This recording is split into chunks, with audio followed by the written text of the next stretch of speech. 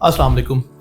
आज हम Faisal town phase 2 का पूरा कंप्लीट मैप मैं आपको डिटेल से बताऊंगा और मैं उम्मीद करता हूं कि इसके बाद आपको कोई भी ऐसी वीडियो देखने की ज़रूरत नहीं पड़ेगी जिसमें आपको फैसल टाउन फेज़ 2 के मैप की कोई चीज़ जाननी होगी। आप जहां भी इन्वेस्टमेंट करें उससे पहले आप हमारी ये वीडियो देखें, आपको कंप्लीट मैप के बारे में बताएंगे। अच्छा, फैसल टाउन फेज़ 2 जो मेन लोकेटेड है वो है ठलिया इंटरचेंज के ऊपर। मेन ठलिया इंटरचेंज से एयरपोर्ट इस लोकेशन पे आता है। एयरपोर्ट से लेकर ठली इंटरचेंज तक का जो ड्राइव है वो है 4 मिनट्स की ड्राइव है। फर्दर अगर हम देखें तो इसके साथ जो आगे रूट्स आ रहे हैं वो आ रहा है ये रिंग रोड रावलपिंडी। ये 9 किलोमीटर का फ्रंट आपको लग रहा है फैसल टाउन फेज़ 2 को, और इसके दो इंटरचेंज, चक्री इंटरचेंज और फिर ठलिया इंटरचेंज, रिंग रोड रावलपिंडी के दो इंटरचेंज बिल्कुल फैसल टाउन के साथ अटैच है। फिर उसके बाद अगर मैं इस तरफ आऊँ तो ठलिया इंटरचेंज से एक रोड मोटरवे बिल्कुल स्ट्रेट निकल रही है जिसको हम M2 मोटरवे टुवर्ड्स लाहौर ये जा रही है।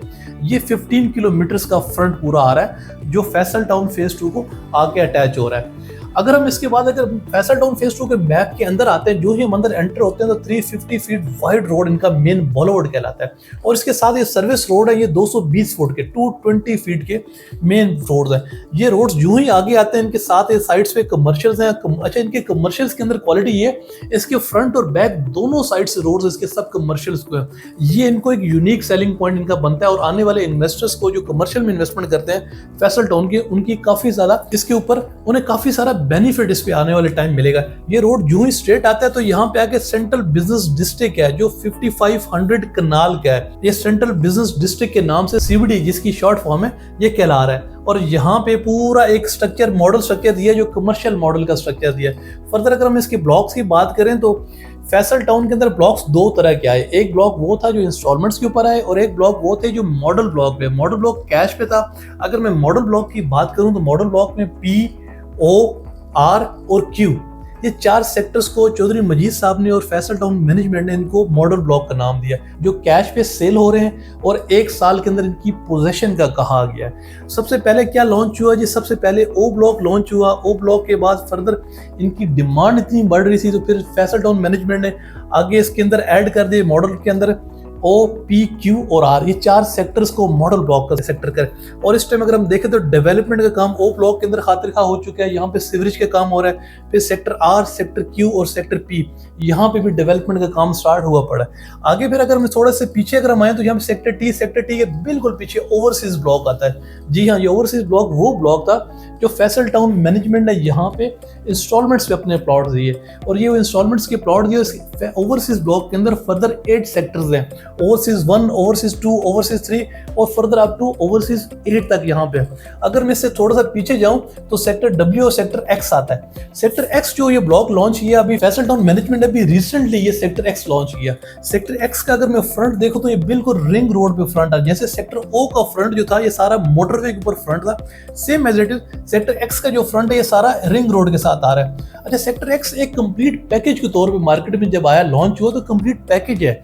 उसकी वजह यहाँ पे स्पोर्ट्स कॉम्प्लेक्स, यहाँ पे उसके बाद इसके कमर्शियल हॉस्पिटल और फर्दर इसके अंदर 2 लेक्स आ रही हैं। उसके बाद फिर अगर थोड़ा सा हम आगे इस तरफ आए जाके CBD है। CBD के साथ अच्छा सबसे बड़ा एक और हाउसिंग सोसाइटीज में इश्यूज होते हैं, ग्रेव यार्ड का इशू बहुत बड़ा होता है, और फिर पानी का बहुत सारा मसला होता है। ये दोनों मसले फैसल टाउन की मैनेजमेंट ने खातिर खा इसके ऊपर प्लानिंग करके ग्रेव यार्ड 1400 कनाल का पूरा ग्रेव यार्ड दे दिया, ताकि यहाँ पे रेजिडेंट्स के लिए ये एक सबसे बड़ा प्रॉब्लम सॉल्व हो जो मैक्सिमम सोसाइटीज में नजर नहीं आ रहा। फिर एक और चीज ये की गई कि पानी का मसला बहुत है। यहाँ पे 40 से 50 फुट बोर पे आपको पानी आ रहा है, और पानी के लिए फिर फैसल टाउन ने ये कि यहाँ पे नेचुरल रिसोर्सेज से पानी भी आ रहा है, और ये पानी की लेंस रखी।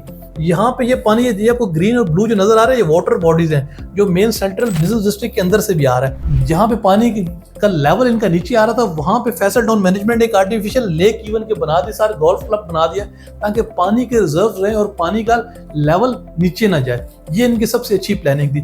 फर्दर हम सेंट्रल बिजनेस डिस्ट्रिक्ट के अगर आगे हम आए तो आगे आता है सेक्टर N आता है, सेक्टर M आता है, फिर sector education city, sector I, sector L, sector J, ये वो सेक्टर्स हैं जहाँ पे मशीनें लगी और काम हो रहा है। अब आपके ऊपर यह है कि आपने जहां इन्वेस्टमेंट करनी है, आप प्लीज इस वीडियो को गौर से देखें, फिर आपको आइडिया हो जाएगा कि सबसे इन्वेस्टमेंट अच्छी कहां पे है। मैं ये हमेशा रिकमेंड करता हूं कि इन्वेस्टमेंट वो अच्छी होती है कि आप एंटर होते हैं इन बॉलीवुड के करीब हो और सबसे पहले सोसाइटी का जहां पे फोकस, सोसाइटी ने सबसे पहले जहां पे फिनिश करना, पोजीशन देनी है, वो होती है।